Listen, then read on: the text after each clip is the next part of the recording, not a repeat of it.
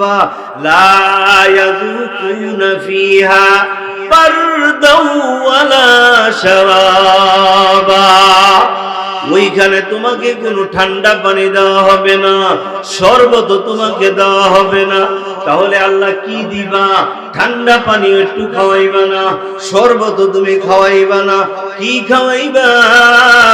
আল্লাহ তাআলা বলে নাফরমান আবার প্রশ্ন করস, দুনিয়াতে আমি আল্লাহর হুকুম মানো নাই, বারবার বললাম সুদ খাইও না, তারপরেও সুদ খাইলা, ঠিক বললাম ঘুষ খাইও না, তারপরেও ঘুষ খাইলা, পরের হক মাইরা খাইও না, তারপরেও খাইলা, জুলুম করো না, তারপরেও করলা, মিথ্যা বলিও না, তারপরে মিথ্যা বললা, বেপরদায় চইলো না, তারপরেও চললা, নামাজ ছাইরো না, তারপরেও নামাজ চললা, হজ ফরজ হইছে বললাম হজ করে ফেল তাড়াতাড়ি, এরপরেও তুমি হজ করলা না, টাকা দিলাম টাকার মালিক হইলা, আমি আল্লাহ বললাম এই টাকার যাকাত দাও, এরপরেও তুমি টাকার যাকাত দিলা না, আমি আল্লাহর হুকুম মানো নাই। আমি আল্লাহ কতবার ডাকছি, এত নাফরমানি করার পরেও তোর খানা বন্ধ করি নাই, পানি বন্ধ করি নাই, তোর কিচ্ছু বন্ধ করি নাই, সব কিছু আমি জারি রাখলাম। এ নাফরমান, এরপরে আবার জাহান্নামে আইসা আমি আল্লাহর কাছে পানি চাও, শরবত চাও, খানা চাও। শুনো শুনো, এখানে ঠান্ডা পানি নাই, কোনো শরবত নাই, নরমাল পানিও নাই, তোমার জন্য কোনো খানাও নাই, কেমনে থাকবো আল্লাহ? যদি কেমনে থাকবে এই প্রশ্নই ভিতরে জাগে, নামাজ পড়া শুরু করে দাও, সত্য বলা শুরু করে দাও, পর্দায় থাকা শুরু করে দাও, যাকাত দেওয়া শুরু করে দাও, হজ ফরজ হইলে হজ করে ফেলো, মানুষের হক মেইরা খাইও না, মিথ্যা কথা বইলো না, চুগলখড়ি কইরো না, গীবত শিকায়ত কইরো না, বিবির গায়ে হাত উঠাইও না, মেয়ের হক আদায় করে দাও, ছেলের হক আদায় করে দাও, এরপরে দুনিয়ার থেকে বিদায় হও, তুমি মুত্তাকি হইয়া মারা যাবা। আল্লাহ তাআলা একটু পরে যাইয়া বলেন, ইল্লাল লিল মুত্তাকিনা মাফাজা, সমস্ত সফলতা আমি আল্লাহকে আমাদের ময়দানে মুত্তাকিনদের জন্য তৈয়ার করে রেখেছি। কওমি মাদ্রাসা চতুর্থ বার্ষিক ওয়াজ ও দোয়ার মাহফিলের সম্মানিত সভাপতি শাইখুল ইসলাম আল্লামা শাহ আহমদ শফি রহমতুল্লাহ আলাইহির অন্যতম খলিফা, নাঙ্গলকোট কওমি মাদ্রাসা সংগঠনের সভাপতি আল্লামা লোকমান আহমদ সাহেব দামাত বরকাতুহুল আলিয়া, আজকের মাহফিলে আমার পূর্বে বয়ান পেশ করেছিলেন হযরতুল আল্লাম হযরত মাওলানা মুফতি আব্দুল হান্নান নোমানী সাহেব, মুহাদ্দিস জামিয়া মাদানিয়া মাদ্রাসা খিলগাঁও ঢাকা, জনাব মোহাম্মদ মাহবুব আলম সাহেব, ইমাম কাম অডিটর তেজগাঁও থানা মুজাহিদ কমিটি সহ দিগার মুআজ্জাজ মুকাররম কাবিল ইহতিরাম ওয়ারাসাতুল আম্বিয়া উলামায়ে কেরাম তুলাবা আইজাম, আমার সম্মুখপানে উপবিষ্ট ইসলাম প্রিয় মুসলমান ভাইরা, পর্দার আড়ালে অবস্থানরত আমার শ্রদ্ধেয় সম্মানিত মা বোনেরা, আল্লাহ রাব্বুল আলামিনের পবিত্র দরবারে লাখো কোটি শুকর ও সুজুদ, যিনি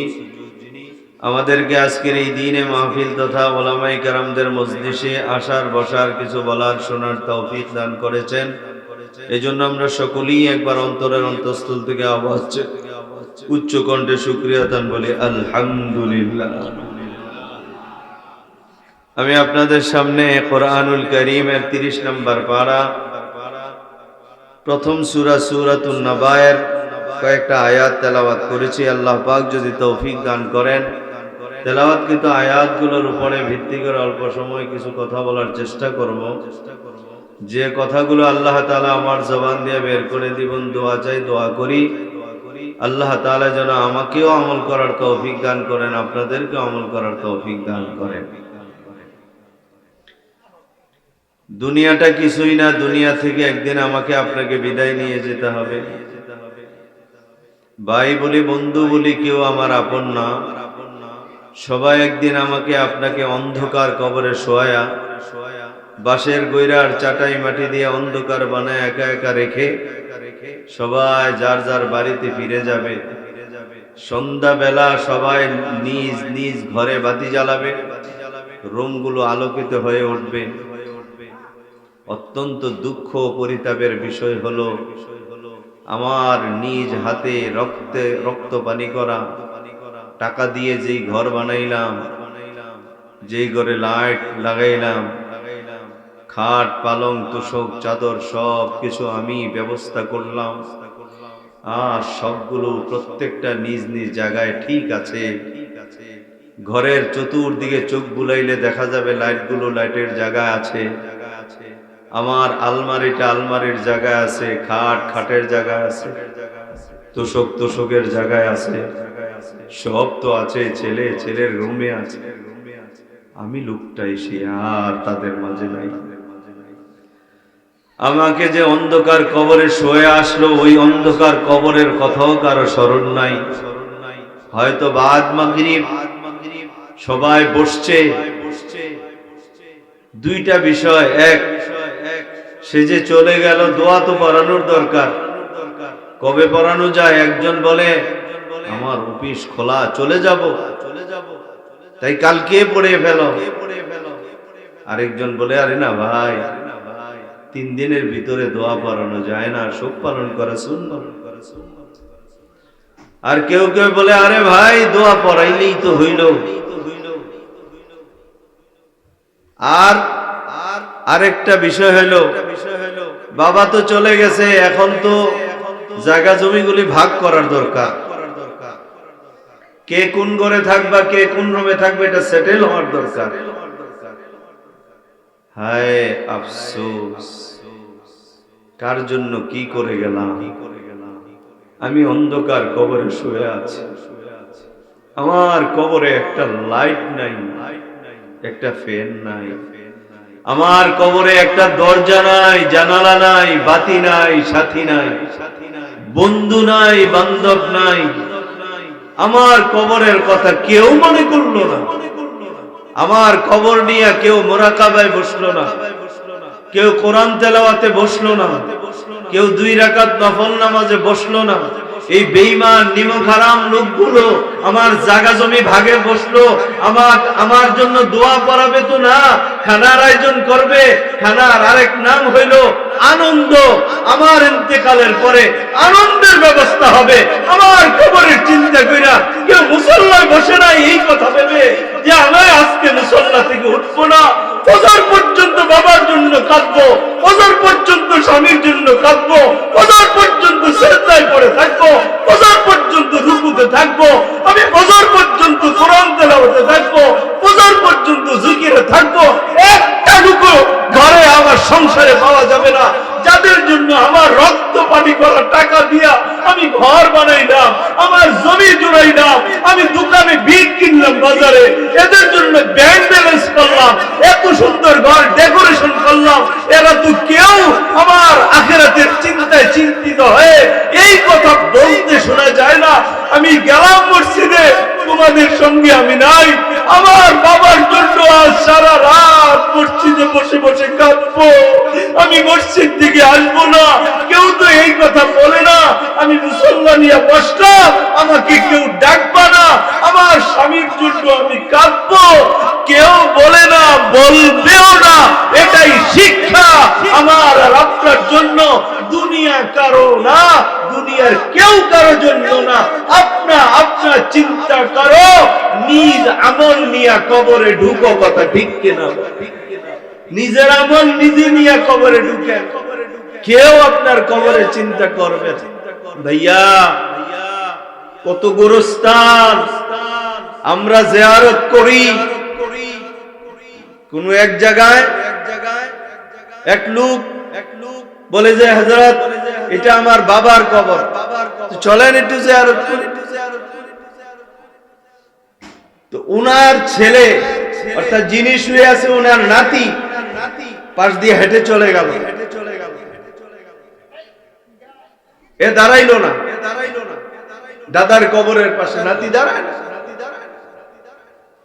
বহু কবর আছে, বাবার কবরের সামনে দিয়ে ছেলে হেঁটে যায়, দাঁড়ায় না। আপনি কি মনে করছেন আপনার বেলায়ও তার ব্যতিক্রম হবে? এমনটাই হবে। এই কবর থেকে উঠবেন হাশরের ময়দান, সেখানে হিসাব হবে। গোটা জিন্দেগীর হিসাবগুলো আল্লাহ তাআলা নেবেন। একটা সেকেন্ডও বাদ যাবে না, যে সেকেন্ডের হিসাব আল্লাহ নেবেন না। হায়াত কোন পথে ব্যয় করেছো, তোমার দেহটা কোন পথে ব্যয় করেছো, যা জানতা সেই অনুযায়ী আমল করেছো কিনা, সম্পদ কোন পথে কামাই করেছো, এই প্রশ্নগুলোর জবাব না দিয়ে কেউ সামনে যেতে পারবে না, কেউ সামনে যেতে পারবে না। আল্লাহ তাআলা আমার আর আপনার গোটা জীবনের হিসাব নেবেন। জান্নাতে যাওয়ার জন্য একটা পুল, সিরাতের পুল আছে। এই পুলটা পার হওয়ার জন্য যখন যাবেন, সেখানে উৎপেতে থাকবে একদল ফেরেশতা। উৎপেতে থাকে, ডাকাত উৎপেতে থাকে। পয়সাওয়ালা পাইলেই এরা এসে ধরে, এর সব মাল ছিনিয়ে নিয়ে যায়। কখনো তাকে মেরে লাশ ফালায় মালগুলি নিয়ে যায়। যারা কিডন্যাপার, এরা উৎপেতে থাকে। যখনই আপনি আসলেন, ধরলো, গাড়িতে বললো, নিয়ে গেল। আবার আরেকটারা উৎপেতে থাকে, ভাই বিদেশ থেকে আসবে, আমার বাবা বিদেশ থেকে আসবে, যে আসলো ধরলো, গাড়িতে উঠাইলো। দুটোটাই উৎপেতে থাকা, ধরা, দুটোটার ভিতরে বেশ কম আছে। একদল নিয়ে আপনাকে মারবে, টাকা দাবি করবে, আরেক দল আপনাকে নিবে, সম্মান করবে, বাবা ভাই হিসাবে বাড়ি নিয়ে সসম্মানে পৌঁছাবে। কথা ঠিক? আল্লাহ তাআলা এই কথাটাই বলেন, ইন্না জাহান্নামা কানাত মিরসাদা, ইন্না জাহান্নামা কানাত মিরসাদা, নিশ্চয়ই জাহান্নাম উৎপেতে আছে। ইন্না জাহান্নামা কানাত মিরসাদা লিত্তাগীনা মাআবা, সীমা লঙ্ঘনকারীদের আশ্রয়স্থল, সীমা লঙ্ঘনকারীদের জন্য ওই ফেরেশতারা উৎপেতে আছে। জাহান্নাম উৎপেতে থাকার অর্থ হইল দুইটা। এক নাম্বার অর্থ, জাহান্নামে নিযুক্ত ফেরেশতারা উৎপেতে আছে, অন্যদিকে জান্নাতে নিযুক্ত ফেরেশতারা উৎপেতে আছে। যারা নাকি দুনিয়াতে সীমা লঙ্ঘন করে চললো, সীমা অতিক্রম করে চললো, আল্লাহর দেওয়া সীমানায় চললো না, আল্লাহর দেওয়া সীমানা অতিক্রম করলো, আল্লাহর দেওয়া নিষিদ্ধ কাজগুলো সে করলো, আল্লাহ তাআলা বলেন এদেরকে জাহান্নামের নিযুক্ত ফেরেশতারা যখন দেখবে, দেখার সঙ্গে সঙ্গে এদেরকে থাবা মারিয়া জাহান্নামে নিয়ে যাবে। এই সীমা লঙ্ঘনকারী লোকগুলো কারা?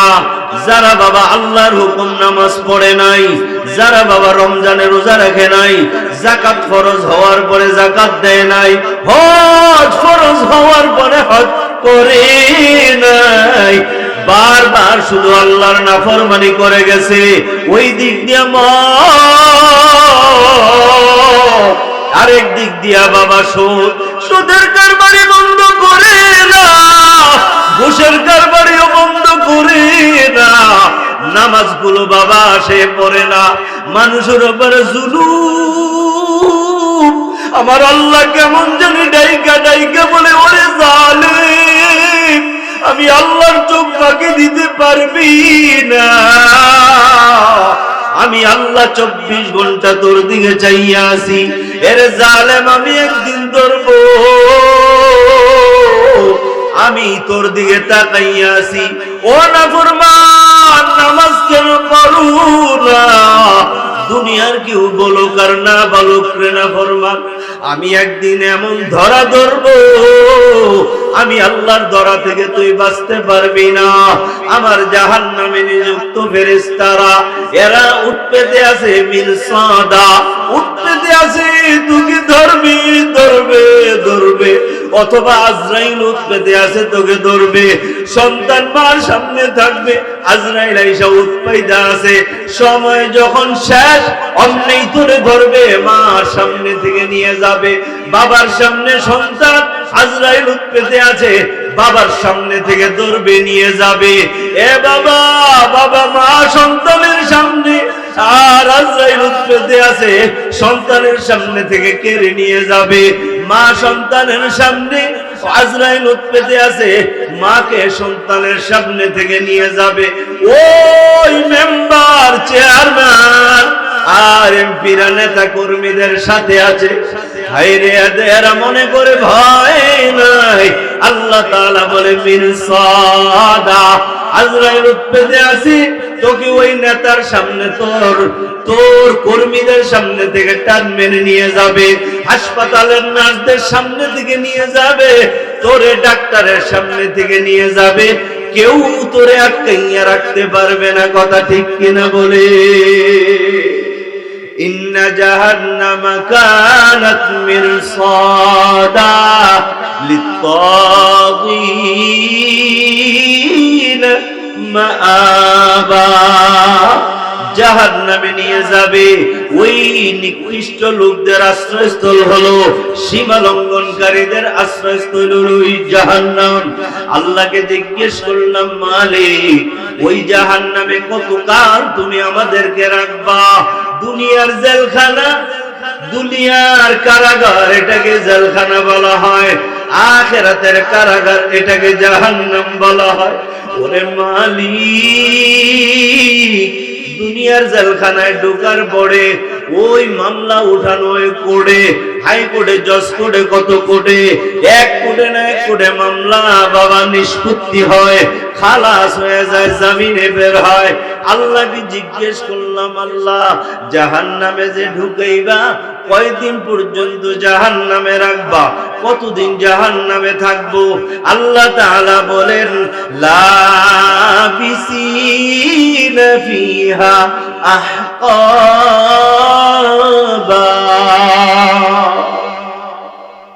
যুগ যুগ ধরে জাহান্নামে তোর মতো নাফরমানকে আটকাইয়া রাখা হবে। আওয়াজ করে বলা যাবে না নাউযুবিল্লাহ। ওইখানে কোনো উকিল নাই, ব্যারিস্টার নাই, সেখানে কোনো বাবা কোর্ট নাই, হাইকোর্ট নাই, জজ কোর্ট নাই।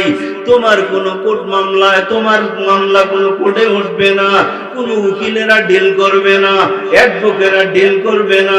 ওই জাহান্নামে ঢুকবা, আমার আল্লাহ যদি তোমারে বের না করে আর কেউ বের করতে পারবে না। কতদিন থাকবা? লাবিসিনা ফিহা আহকাবা, যুগ যুগ ধরে ওই জাহান্নামে থাকবা। জোরে জোরে বলেন নাউযুবিল্লাহ। যুগ যুগ ধরে জাহান্নামে থাকবে। এখন প্রশ্ন হইল, আল্লাহর কাছে জানতে চাই, মাহবুদ, দুনিয়ার জেলে যখন মানুষ যায়, জেলের ভিতরে মানুষের অনেক রকমের খানা খাওয়ায়। খানাটা যদিও নিম্নমানের হয়, দুইটা রুটি দেয়, রুটির সঙ্গে ভাজি দেয়, আর না হয় গোশত দেয়। আবার কোনো সময় তো পোলাও খাওয়ায়, আবার কোনো সময় আরো ভালো খাবার খাওয়ায়।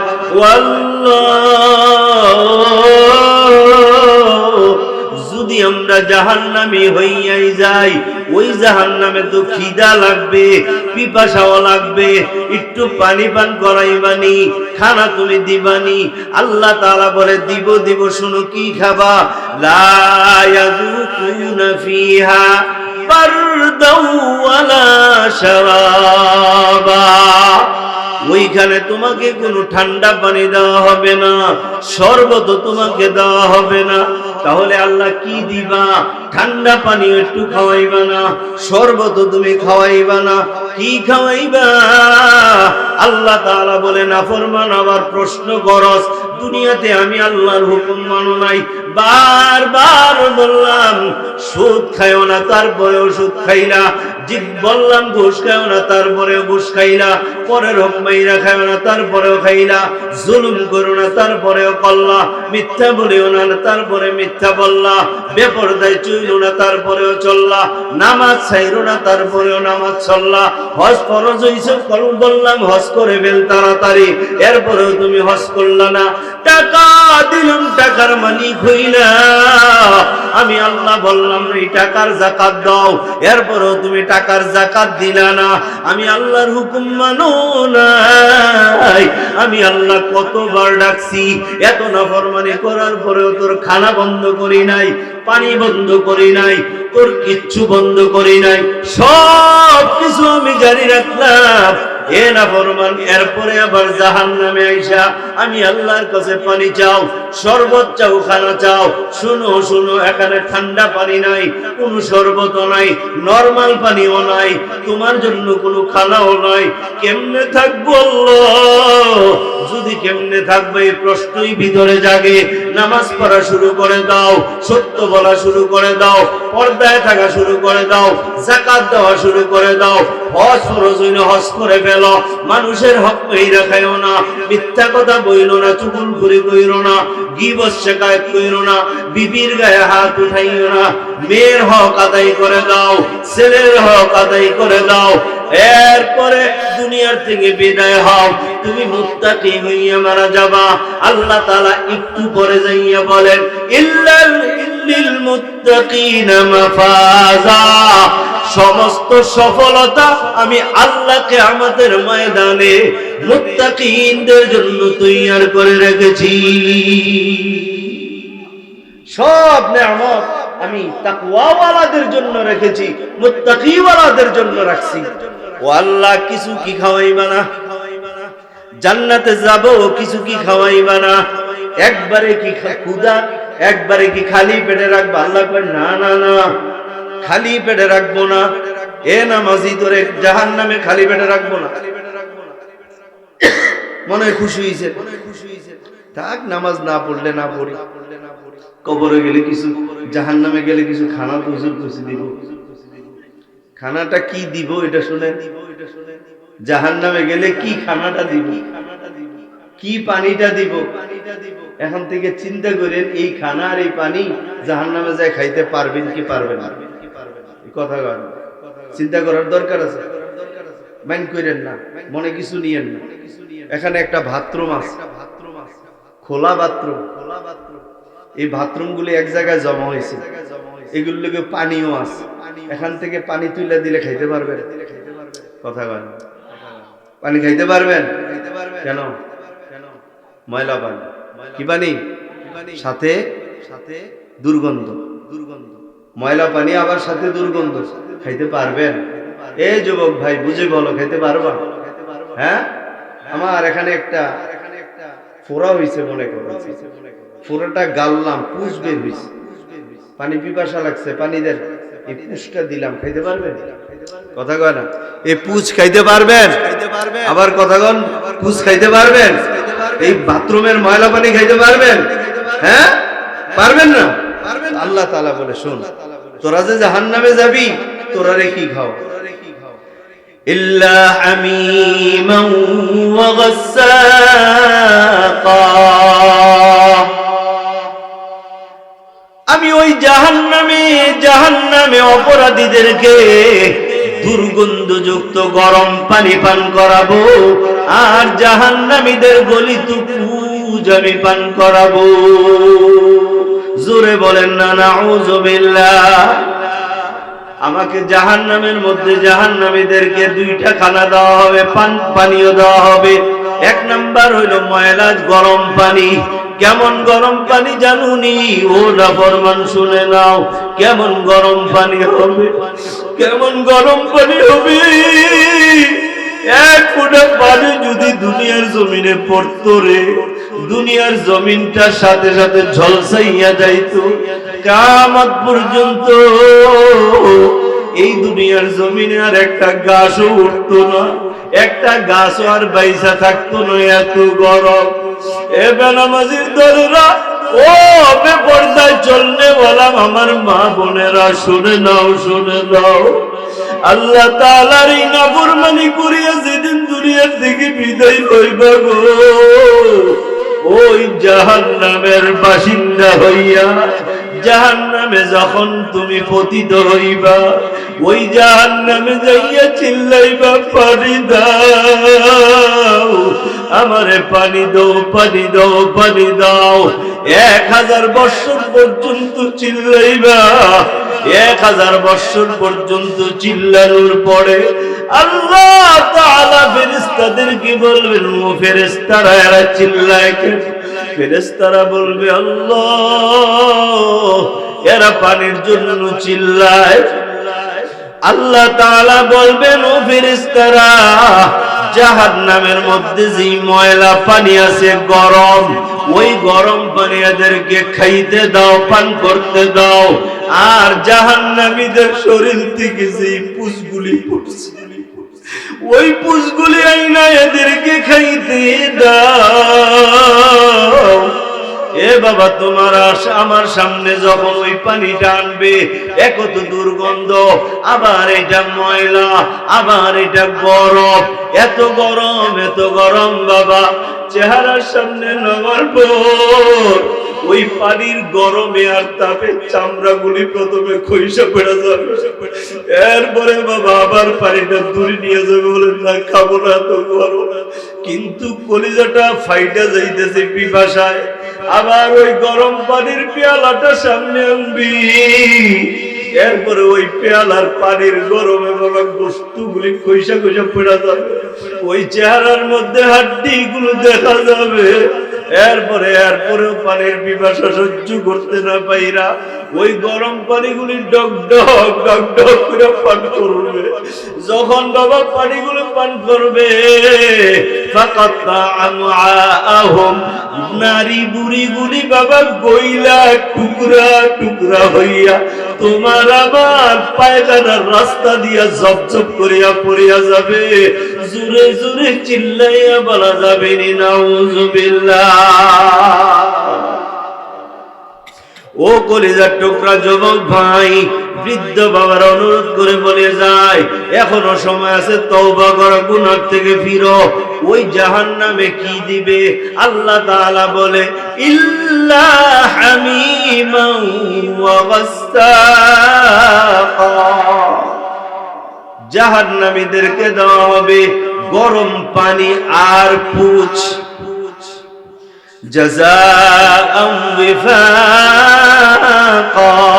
এটাই হলো তাদের পরিপূর্ণ প্রতিদান। কারণ কি জানেন? এরা কেন নামাজ পড়ে না? এরা কেন আল্লাহর হুকুম মানে না? আল্লাহ তাআলা তো এদের অন্তরের খবর জানে। আল্লাহ জানাই দিয়েছেন, ইন্নাহুম কানু লা ইয়ারজুনা হিসাবা।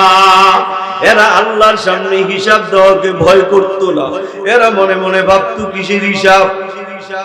দুনিয়াতে বাটপারি কইরা বাইসা যায়, আখিরাতেও বাটপারি কইরা বাইসা যাব।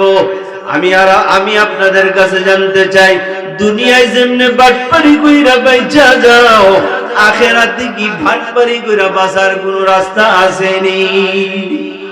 আসেনি? হ্যাঁ,